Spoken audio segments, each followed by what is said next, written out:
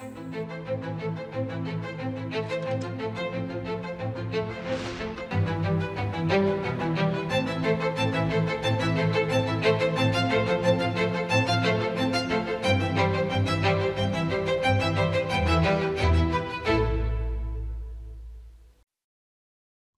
நாட்டு மக்களே, வணக்கம்.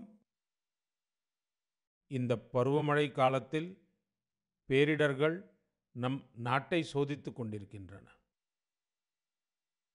சில வாரங்களாக வெள்ளம் மற்றும் நிலச்சரிவுகளால் பாதிப்புகள் உண்டானதை காணலாம்.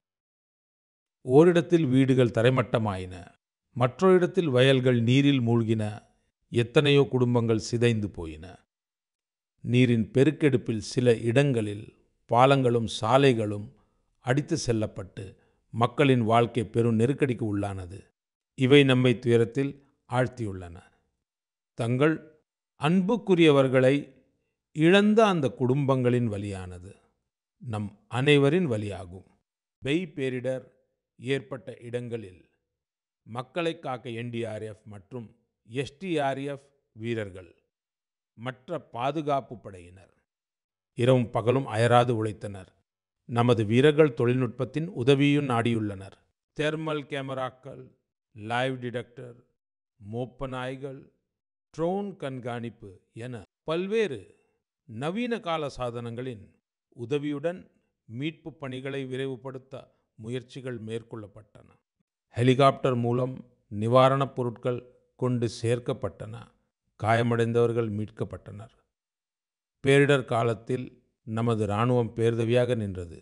மக்கள், சமூக ஆர்வலர்கள், மருத்துவர்கள், நிர்வாகத்தினர் இந்த நெருக்கடியான நேரத்தில் தங்களால் இயன்ற உதவிகளை செய்தனர். இது போன்ற மோசமான சூழ்நிலையில் மனித நேயத்தை முதன்மையாக கருதிய ஒவ்வொரு குடிமகனுக்கும் என் மனமார்ந்த நன்றி. என் அன்பார்ந்த நாட்டு மக்களே, இந்த வெள்ளப்பேரழிவிற்கு மத்தியிலும் ஜம்மு காஷ்மீர் 2 மகத்தான சாதனைகளை படைத்திருக்கிறது. இவை பலரின் கவனத்தை ஈர்க்கவில்லை என்றாலும் அந்த சாதனைகளை பற்றி நீங்கள் அறியும்போது நிச்சயம் பெருமகிழ்ச்சி அடைவீர்கள். புல்வாமாவின் ஒரு மைதானத்தில் வரலாறு காணாத அளவில் மக்கள் திரண்டனர். புல்வாமாவின் முதல் பகலிரவு கிரிக்கெட் போட்டி அங்கே நடைபெற்றது. ஒரு காலத்தில் இது சாத்தியமற்றதாக இருந்தது. ஆனால் இன்று நம் நாடு மாறி வருகிறது. இந்த போட்டி ராயல் பிரீமியர் லீகின் ஒரு பகுதியாகும். இதில் ஜம்மு காஷ்மீரின் பல்வேறு அணிகள் பங்கேற்கின்றன. புல்வாமாவில் இரவு நேரத்தில் ஆயிரக்கணக்கான மக்கள், குறிப்பாக இளைஞர்கள், கிரிக்கெட்டை ரசித்த அந்த தருணம் நெஞ்சை நெகிழச் செய்வதாக இருந்தது. நண்பர்களே, நம் கவனத்தை ஈர்த்த இரண்டாவது நிகழ்வு ஸ்ரீநகரின் தால்ஏரியில் நடைபெற்ற முதலாவது கேலோ இந்தியா நீர்விளையாட்டு விழா ஆகும். இது போன்ற விழாவை நடத்த அது ஒரு சிறப்பான இடம். ஜம்மு காஷ்மீரில் நீர் விளையாட்டுகளை மேலும் பிரபலப்படுத்துவதே இதன் நோக்கம். இந்தியா முழுவதிலுமிருந்து 800க்கும் மேற்பட்ட வீரர்கள் பங்கேற்றனர். பெண் வீராங்கனைகளும் சளைத்தவர்கள் அல்ல. அவர்களின் பங்கேற்பும் ஏறக்குறைய ஆண்களுக்கு நிகராக இருந்தது. இதில் பங்கேற்ற அனைவருக்கும் பாராட்டுகளை தெரிவித்துக் கொள்கிறேன். அதிக பதக்கங்களை வென்ற மத்திய பிரதேசத்திற்கும் அடுத்தடுத்த இடம் பிடித்துள்ள ஹரியானாவுக்கும் ஒடிசாவுக்கும் பாராட்டுகள். ஜம்மு காஷ்மீர் அரசின் விருந்தோம்பலும் அங்குள்ள மக்களின் அன்பும் போற்றுதற்குரியது. நண்பர்களே, இந்நிகழ்வின் அனுபவங்களை உங்களிடம் கொண்டு சேர்க்க இதில் பங்கேற்ற 2 வீரர்களுடன் உரையாடலாம் என்று நினைத்தேன். அவர்களில் ஒருவர் ஒடிசாவைச் சேர்ந்த ரஷ்மிதா சாஹூ, மற்றொருவர் ஸ்ரீநகரைச் சேர்ந்த மொஹ்சின் அலி. அவர்கள் என்ன சொல்கிறார்கள் என்பதை கேட்போம். ரஷ்மிதா அவர்களே, வணக்கம். வணக்கம் சார். ஜெய் ஜெகநாத். ஜெய் ஜெகநாத் சார். ரஷ்மிதா, முதலில் விளையாட்டுத் துறையில் நீங்கள் அடைந்துள்ள வெற்றிக்கு எனது மனமார்ந்த வாழ்த்துக்கள். நன்றி சார். ரஷ்மிதா, உங்களை பற்றியும் உங்கள் விளையாட்டனுவ குறித்தும் அறிய மக்களும் நானும் ஆவலாக இருக்கிறோம். அதை பற்றி கூறுங்கள். சார், நான் ரஷ்மிதா. என் சொந்த ஊர் ஒடிசா. நான் ஒரு கேனோயிங் வீராங்கனை. நான் 2017 விளையாட ஆரம்பித்தேன். கேனோயிங் பயிற்சியில் ஈடுபட்டு தேசிய அளவிலான சாம்பியன்ஷிப் மற்றும் தேசிய விளையாட்டுப் போட்டிகளிலும் பங்கேற்றுள்ளேன். இதுவரை 41 பதக்கங்கள் வென்றுள்ளேன். 13 தங்கம், 14 வெள்ளி மற்றும் 14 வெண்கலப் பதக்கங்கள். இந்த விளையாட்டில் ஆர்வம் எப்படி ஏற்பட்டது? உங்களை முதலில் ஊக்கப்படுத்தியது யார்? உங்கள் குடும்பத்தில் விளையாடுவதற்கான சூழல் உள்ளதா? எனது கிராமத்து விளையாட்டு எல்லால எங்கள் கூட ஆற்றுக்கு சவாரி நடக்கும். நான் நீச்சல் செய்ய அங்கு சென்றிருந்தேன். அங்கு நான் நண்பர்களுடன் நீந்திக் கொண்டிருந்த போது ஒரு கனோயிங் படகு சென்றது. அதை பற்றி எனக்கு தெரியாததால் என் நண்பனிடம் அது என்னவென்று கேட்டேன். அதற்கு அவர் ஜகத்பூரில் சாய் சென்டர் இருப்பதாகவும் அங்கே இதற்கான பயிற்சி நடப்பதாகவும் தானும் அங்கு சேர இருப்பதாகவும் சொன்னார். எனக்கு அது சுவாரஸ்யமாக இருந்தது. அது குறித்து எனக்கு தெரியவில்லை. குழந்தைகள் தண்ணீரில் படகு ஓட்டுகிறார்கள், நானும் அவ்வாறு செல்ல வேண்டும். எப்படி செல்வது என கேட்டேன். அவரும் அங்கு சென்று பேசுமாறு கூறினார். நான் உடனே வீட்டிற்கு ஓடி, அப்பா நான் அங்கே செல்ல வேண்டும் என்று கூறினேன். அப்பாவும் சரி என்று அழைத்து சென்றார். அப்போது தேர்வு இல்லை, பயிற்சியாளர்கள் பிப்ரவரியில் தேர்வு நடக்கும் என்றனர். பிப்ரவரி மார்ச் மாதத்தில் தேர்வு நடக்கும் போது வாருங்கள் என்றார்கள். நானும் அப்போது சென்றேன். சரி ரஷ்மிதா, காஷ்மீரில் நடைபெற்ற கேலோ இந்தியா நீர் விளையாட்டு விழாவில் உங்கள் அனுபவம் எப்படி இருந்தது? காஷ்மீருக்கு முதல் முறையாக சென்றிருந்தீர்களா? ஆம் சார், நான் முதல் முறையாக காஷ்மீர் சென்றிருந்தேன். அங்கு முதலாவது கேலோ இந்தியா நீர் விளையாட்டு விழா எங்களுக்காக ஏற்பாடு செய்யப்பட்டிருந்தது. சார், அதில் 2 போட்டிகளில் பங்கேற்றேன். சிங்கிள்ஸ் 200 மீட்டர், டபுள்ஸ் 500 மீட்டர் போட்டிகள்.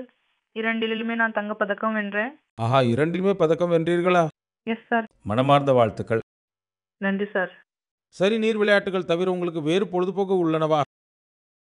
நீர் ले जाती हूँ சார். நீர் விளையாட்டுகளை தவிர எனக்கு ஓடுவது மிகவும் பிடிக்கும். விடுமுறைக்கு செல்லும் போதெல்லாம் நான் ஓட்ட பயிற்சிக்கு செல்வது வழக்கம்.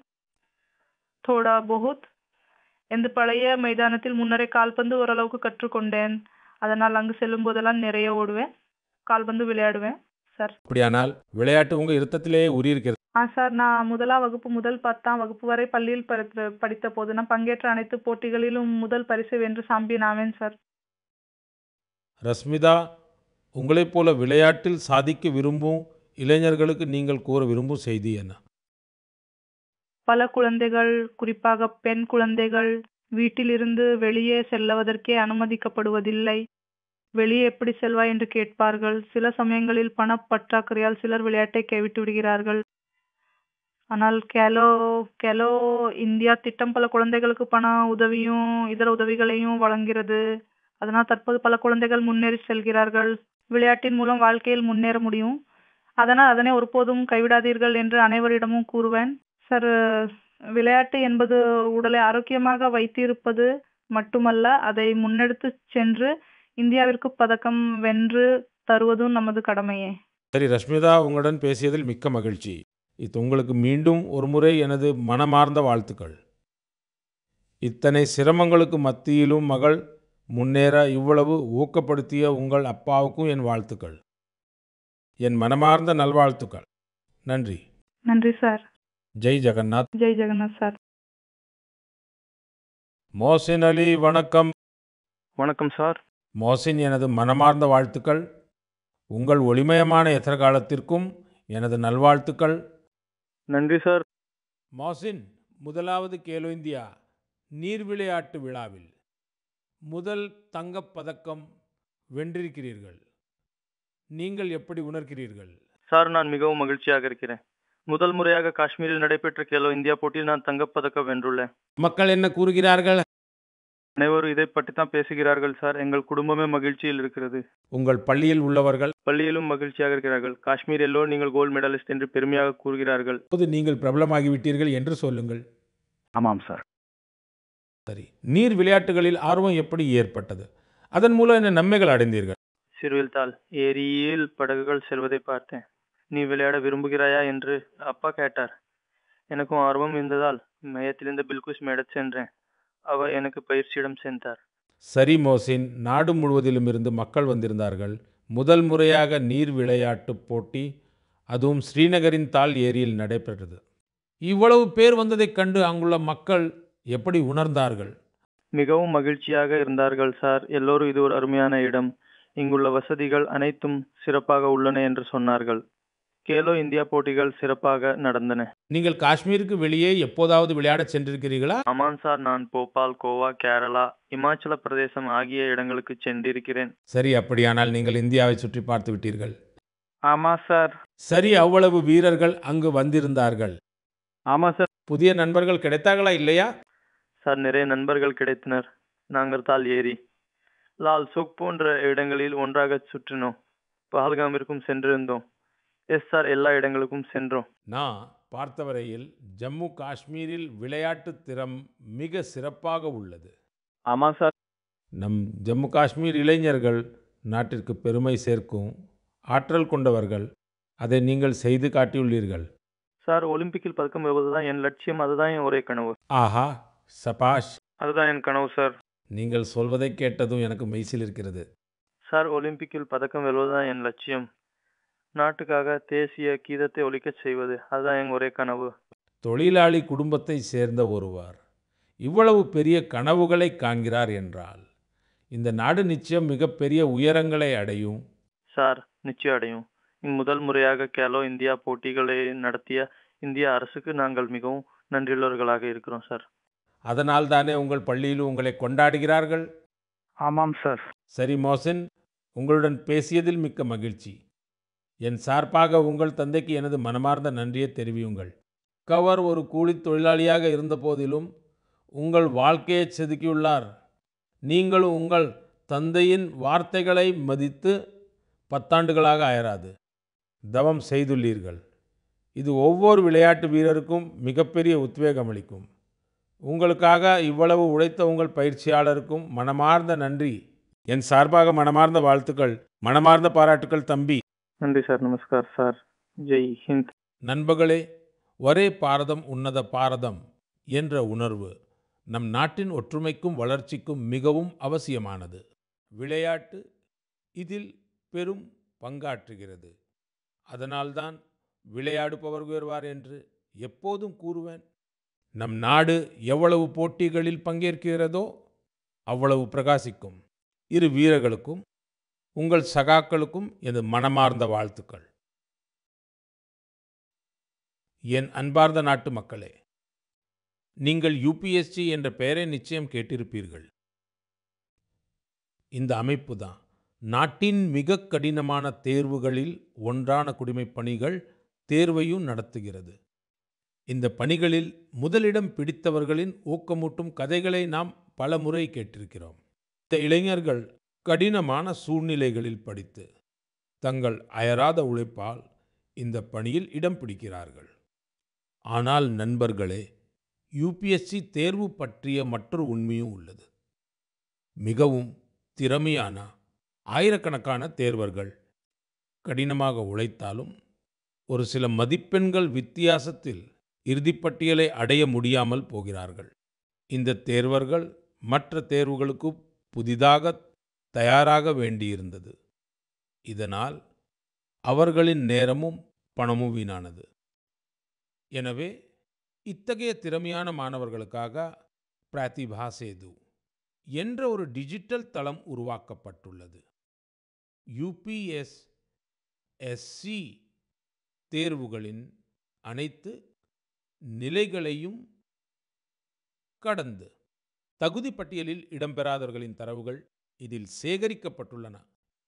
இந்த போர்ட்டலில் 10,000த்திற்கும் மேற்பட்ட இத்தகைய திறமைசாலிகளின் தரவு உள்ளது. அவர்களில் சிலர் குடிமைப் பணிகளுக்கும், சிலர் பொறியியல் சேவைகளுக்கும் மற்றும் சிலர் மருத்துவ சேவைகளின் அனைத்து கட்டங்களையும் கடந்தவர்களாகவும் இருந்தனர். இறுதியில் தேர்வு செய்யப்படாத அத்தகைய அனைத்து தேர்வர்களின் தகவல்களும் இப்போது பிரதிபா சேது போர்ட்டலில் கிடைக்கின்றன. இந்த போர்ட்டல் மூலம் தனியார் நிறுவனங்கள் இந்த திறமையான மாணவர்களின் தகவல்களை பெற்று அவர்களை தங்கள் நிறுவனங்களில் நியமிக்கலாம். நண்பர்களே, இந்த முயற்சியினால் நல்ல பலன் அடைந்துள்ளோம். இந்த போர்ட்டல் மூலம் நூற்றுக்கணக்கான தேர்வர்களுக்கு உடனடியாக வேலை கிடைத்துள்ளது. மேலும் சிறிய வித்தியாசத்தில் வாய்ப்பை இழந்த அந்த இளைஞர்கள் இப்போது புதிய நம்பிக்கையுடன் முன்னேறிச் செல்கிறார்கள். என் அன்பார்ந்த நாட்டு மக்களே, இன்று முழு உலகத்தின் கவனமும் இந்தியாவின் மீது திரும்பியுள்ளது. இந்தியாவில் ஒளிந்திருக்கும் வாய்ப்புகளை உலகமே உற்று நோக்குகிறது. இது தொடர்பான ஒரு மகிழ்ச்சியான அனுபவத்தை நான் உங்களுடன் பகிர்ந்து கொள்ள விரும்புகிறேன். இப்போதெல்லாம் பாட்காஸ்ட் மிகவும் பிரபலமாகி வருகிறது என்பது உங்களுக்கு தெரியும். பல்வேறு தலைப்புகள் தொடர்பான பாட்காஸ்ட்களை பலதரப்பட்ட மக்கள் பார்த்து கேட்கிறார்கள். சமீபத்தில் நானும் சில பாட்காஸ்ட்களில் பங்கேற்றேன். அப்படி ஒரு பாட்காஸ்ட் உலகின் மிகவும் பிரபலமான பாட்காஸ்டர் லெக்ஸ் ஃப்ரிட்மேனுடன் நடந்தது. அந்த பாட்காஸ்டில் பல விஷயங்கள் பேசப்பட்டன. உலகெங்கிலும் உள்ள மக்கள் அதை கேட்டார்கள். உரையாடலின் போது நான் இயல்பாக ஒரு விஷயத்தை குறிப்பிட்டேன். ஜெர்மனியைச் சேர்ந்த விளையாட்டு வீரர் அந்த பாட்காஸ்டை கேட்டு நான் அதில் குறிப்பிட்ட விஷயத்தின் மீது தன் கவனத்தை செலுத்தினார். சேதனுடன் அவர் மிகவும் ஒன்றிப்போனார். முதலில் அவர் அது குறித்து ஆராய்ச்சி செய்தார். பின்னர் ஜெர்மனியில் உள்ள இந்திய தூதரகத்தை தொடர்பு கொண்டு அந்த விஷயத்தில் இந்தியாவுடன் இணைய விரும்புவதாக கடிதம் எழுதினார். பாட்காஸ்டில் அப்படி என்ன விஷயத்தை மோடி அவர்கள் கூறிவிட்டார். அது ஜெர்மனியைச் சேர்ந்த ஒரு வீரரை இவ்வளவு தூரம் ஈர்த்தது. அது என்ன விஷயம் என்று நீங்கள் யோசிக்கலாம். நான் உங்களுக்கு நினைவுபடுத்துகிறேன். நான் பாட்காஸ்டில் பேசிக்கொண்டிருந்த போது மத்திய பிரதேசத்தின் ஷட்டோலில் உள்ள கால்பாந்த் மீதான ஆர்வம் மிகுந்த ஒரு கிராமத்தை பற்றி கூறினேன். 2 ஆண்டுகளுக்கு முன்பு நான் ஷட்டோலுக்கு சென்றிருந்த போது அங்குள்ள கால்பந்து வீரர்களை சந்தித்தேன். பாட்காஸ்டின் போது ஒரு கேள்விக்கு பதில் அளிக்கையில் நான் ஷட்டோலின் கால்பந்து வீரர்களை பற்றியும் குறிப்பிட்டிருந்தேன். இதே விஷயத்தை தான் ஜெர்மனியின் விளையாட்டு வீரரும் பயிற்சியாளருமான டயட்மர் பியர்ஸ்டோர்ஃபரும் கேட்டார். ஷட்டோலின் இளம் கால்பந்து வீரர்களின் வாழ்க்கை பயணம் அவரை மிகவும் பாதித்து ஊக்கப்படுத்தியது. அங்குள்ள திறமையான கால்பந்து வீரர்கள் மற்ற நாடுகளின் கவனத்தை ஈர்ப்பார்கள் என்று யாரும் கற்பனை கூட செய்திருக்க மாட்டார்கள். இப்போது ஜெர்மனியின் இந்த பயிற்சியாளர் ஷட்டோலை சேர்ந்த சில வீரர்களுக்கு ஜெர்மனியில் உள்ள அகாடமி ஒன்றில் பயிற்சி அளிக்க முன்வந்துள்ளார். இதன் பின் மத்திய பிரதேச அரசும் அவரை தொடர்பு கொண்டுள்ளது. விரைவில் ஷட்டோலை சேர்ந்த நமது சில வீரர்கள் பயிற்சிக்காக ஜெர்மனிக்கு செல்வார்கள். இந்தியாவில் கால்பந்து மேலும் பிரபலமடைவதைக் கண்டு நான் மிகவும் மகிழ்ச்சியடைகிறேன்.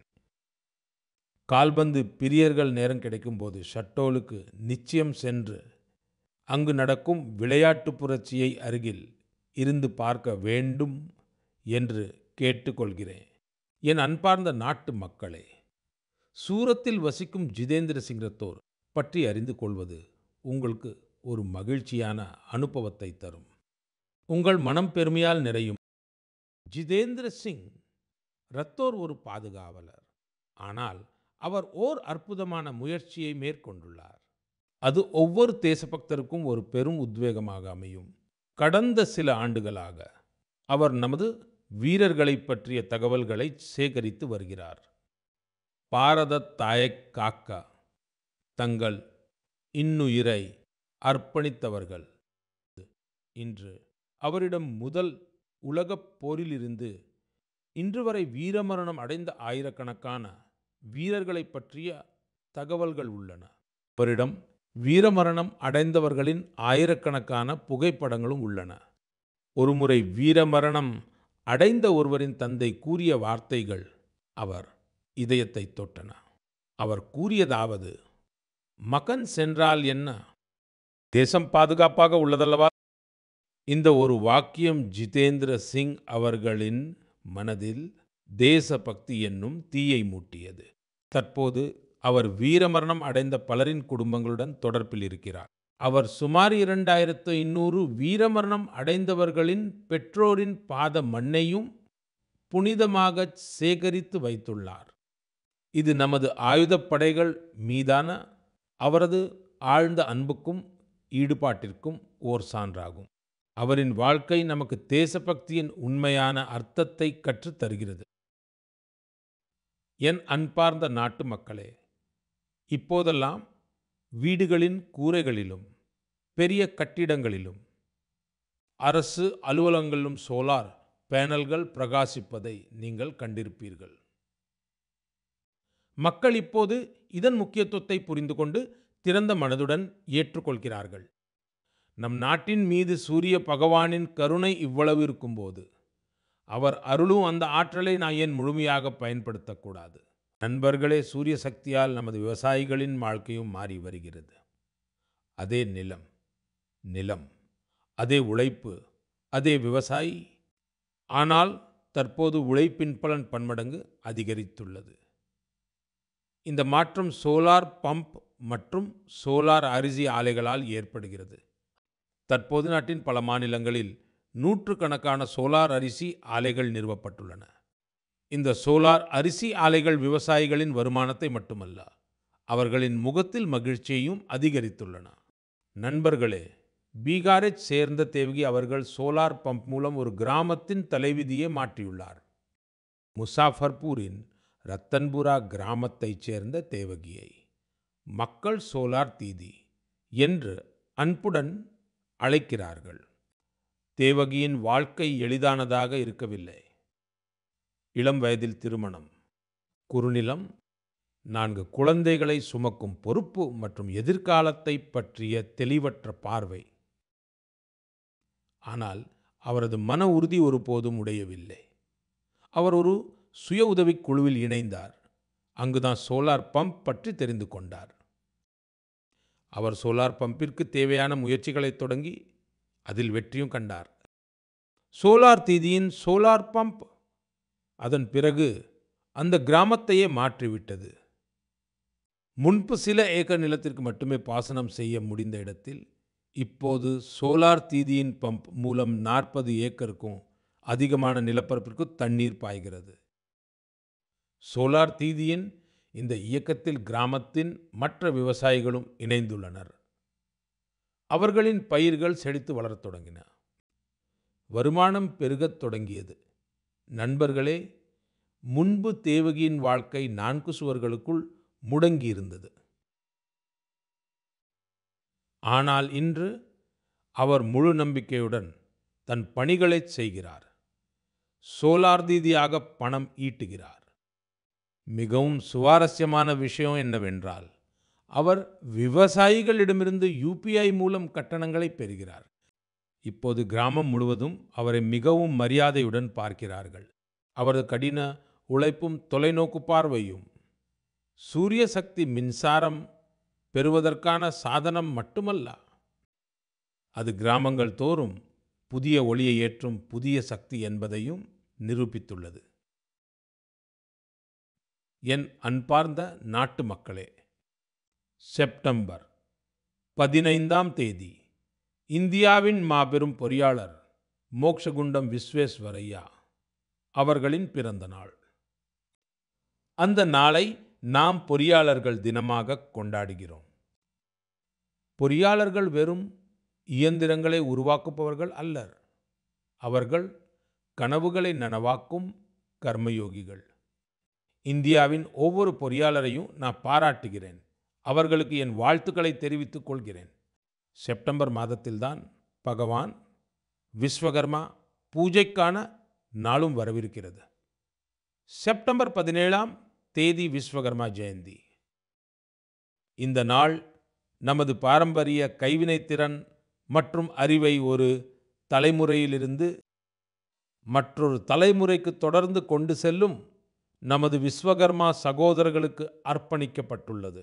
நமது தச்சர்கள், கொல்லர்கள், பொற்கொல்லர்கள், குயவர்கள், சிற்பிகள், கொத்தனார்கள் என அனைவரும் எப்போதும் இந்தியாவின் செழுமைக்கு அடித்தளமாக இருந்து வருகிறார்கள். நமது இந்த விஸ்வகர்மா சகோதரர்களுக்கு உதவுவதற்காகவே அரசு விஸ்வகர்மா திட்டத்தையும் செயல்படுத்தி வருகிறது. நண்பர்களே, இப்போது நீங்கள் ஒரு ஒலிப்பதிவை கேட்க வேண்டும் என்று விரும்புகிறேன்.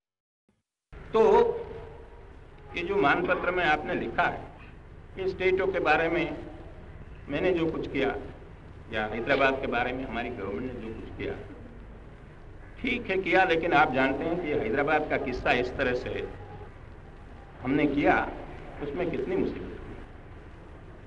सब स्टेटों के साथ, सब प्रिंसेस के साथ हमने वायदा दिया था कि भाई कोई प्रिंस का, कोई राजा का हम अलग फैसला नहीं करेंगे, सबका एक हिसाब, जैसे सबका होता है ऐसा उनका भी। लेकिन उनके लिए हमने वहां तक अलग समझौता किया। சர்தார் வல்லபாய் பட்டேல் அவர்களுடையது. ஹைதராபாத் சம்பவங்கள் குறித்து அவரது குரலில் வெளிப்படும் வேதனையை உங்களால் உணர முடியும். வரும் செப்டம்பர் மாதம் நாம் ஹைதராபாத் விடுதலை நாளையும் கொண்டாடுவோம். ஆபரேஷன் போலோவில் பங்கேற்ற அனைத்து வீரர்களின் வீரத்தையும் நாம் நினைவுகூரும் மாதம் இது.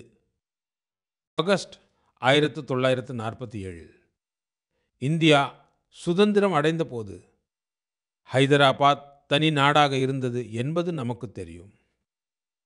நிஜாம் மற்றும் ரசாக்கர்களின் அட்டூழியங்கள் நாளுக்கு நாள் அதிகரித்து வந்தன.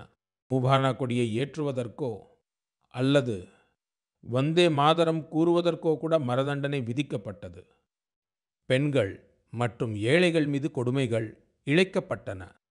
அந்நேரத்தில் இந்த பிரச்சனை பெரிதாகும் என்று பாபா சாஹேப் அம்பேத்கரும் எச்சரித்திருந்தார். கடைசியில் சர்தார் பட்டேல் இந்த விஷயத்தை கையாண்டார். அவர் ஆபரேஷன் போலோவை தொடங்க அரசை தயார்படுத்தினார். மிக குறுகிய காலத்தில் நமது படைகள் ஹைதராபாத்தை நிஜாமின் கொடுங்கோன்மையில் இருந்து விடுவித்து அதை இந்தியாவின் ஒருங்கிணைந்த பகுதியாக மாற்றின. நாடு முழுவதும் இந்த மகத்தான வெற்றியை கொண்டாடியது.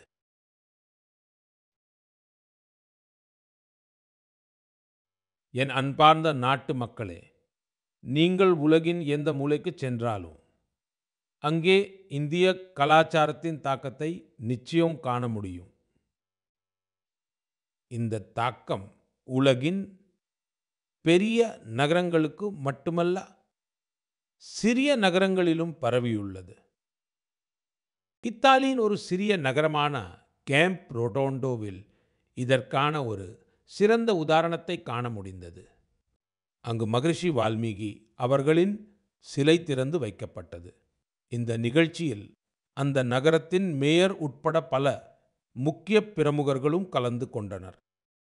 கேம்ப் ரோட்டோண்டோவில் வசிக்கும் இந்திய வம்சாவளியினர் மகரிஷி வால்மீகியின் சிலை நிறுவப்பட்டதால் பெரிதும் மகிழ்ச்சியடைந்துள்ளனர். மகரிஷி வால்மீகியின் செய்திகள் நம் அனைவருக்கும் பெரும் உத்வேகம் அளிக்கின்றன. நண்பர்களே, இந்த மாத தொடக்கத்தில் கனடாவின் மிசிசாகாவில் 51 அடி உயரமுள்ள பகவான் ஸ்ரீராமர் சிலையும் திறந்து வைக்கப்பட்டுள்ளது. இந்த நிகழ்வை குறித்து மக்களிடையே பெரும் உற்சாகம் காணப்பட்டது. சமூக ஊடகங்களில் பகவான் ஸ்ரீராமரின் பிரம்மாண்டமான சிலையின் வீடியோக்கள் பரவலாக பகிரப்பட்டன. ராமாயணம் மற்றும் இந்திய கலாச்சாரத்தின் மீதான இந்த அன்பு இப்போது உலகின் ஒவ்வொரு மூலைக்கும் பரவி வருகிறது. ரஷ்யாவில் விளாடிவோஸ்டாக் என்ற ஒரு பிரபலமான இடம் உள்ளது. பலர் இந்த இடத்தை குளிர்காலத்தில் வெப்பநிலை -20 முதல் -30 டிகிரி செல்சியஸ் வரை குறையும் இடமாக அறிவார்கள். இந்த மாதம் விளாடிவோஸ்டாக்கில் ஒரு தனித்துவமான கண்காட்சி நடைபெற்றது. அதில் ரஷ்ய குழந்தைகள் ராமாயணத்தின் பல்வேறு கருப்பொருள்களில் வரைந்த ஓவியங்களும் காட்சிக்கு வைக்கப்பட்டன. அங்கு ஒரு போட்டியும் ஏற்பாடு செய்யப்பட்டிருந்தது. உலகின் வெவ்வேறு பகுதிகளில் இந்திய கலாச்சாரம் குறித்த விழிப்புணர்வு அதிகரித்து வருவதைக் கண்டு உண்மையிலேயே மனம் மகிழ்கிறது. என் அன்பார்ந்த நாட்டு மக்களே, இத்துடன் மனதின் குரல் நிறைவடைகிறது. இந்த சமயத்தில் நாடு முழுவதும் விநாயகர் சதுர்த்தி விழா களை கட்டியுள்ளது. வரும் நாட்களில் பல பண்டிகைகளின் கொண்டாட்டங்கள் தொடரும். இந்த பண்டிகைகளின் போது சுதேசி என்பதை ஒருபோதும் மறக்கக்கூடாது. பரிசு என்பது இந்தியாவில் தயாரிக்கப்பட்டதாக இருக்கட்டும். உடை என்பது இந்தியாவில் நெய்யப்பட்டதாக இருக்கட்டும்.